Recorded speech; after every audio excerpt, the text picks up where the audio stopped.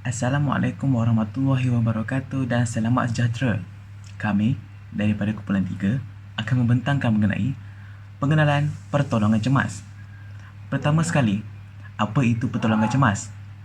Pertolongan cemas adalah pertolongan yang diberikan kepada mereka yang tercedera atau sakit secara tiba-tiba sebelum mendapatkan rawatan daripada pihak doktor ataupun sebelum ketibaan ambulan ke tempat kejadian. Seterusnya, malang tidak berbau. Peribahasa ini mengungkapkan maksud di mana kecelakaan yang terjadi secara tiba-tiba. Kita mungkin bertemu dengan kemalangan atau kecemasan di mana-mana dan pada bila-bila masa sahaja kita berada. Biarpun sewaktu kita berada di tempat kerja, di rumah ataupun di tepi jalan sewaktu kita bersiar-siar.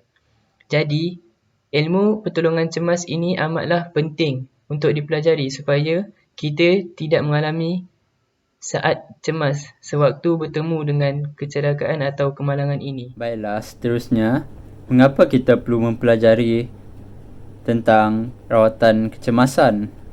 Baiklah, mungkin kalau kita sedang berjalan-jalan, tiba-tiba kita ternampak seseorang itu pengsan atau mengalami kecederaan, kita mungkin dapat menyelamatkan nyawanya ketika menunggu ambulans.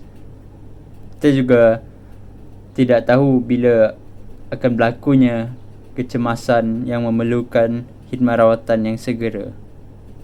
Seterusnya, jika kita tidak bersedia menghadapi perkara tersebut, kita akan panik dan kemungkinan melakukan perkara yang tidak sepatutnya. Perkara tersebut akan menyebabkan keadaan menjadi lebih teruk.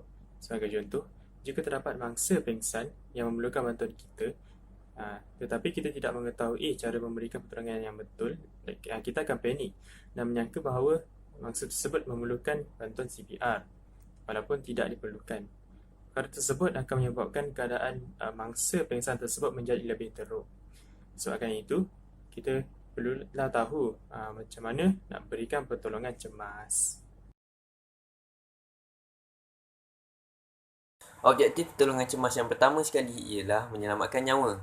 Jadi, pertolongan cemas harus dilakukan dengan pantas untuk mengurangkan risiko dan kerana setiap saat adalah penting.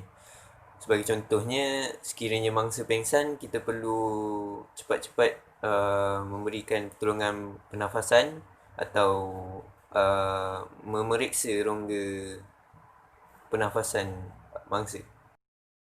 Objektif yang kedua ialah mengurangkan penderitaan. Sebagai contoh tindakan yang boleh kita lakukan untuk mengurangkan penderitaan atau kesakitan pesakit ialah dengan mengurangkan pergerakan mereka. Objektif yang terakhir sekali ialah memudahkan rawatan lanjut. Jadi, sebagai contohnya, ahli pertolongan cemas haruslah sentiasa berada dengan pesakit dan memberi semangat kepada pesakit agar memudahkan rawatan lanjut dan sentiasa memeriksa keadaan pesakit.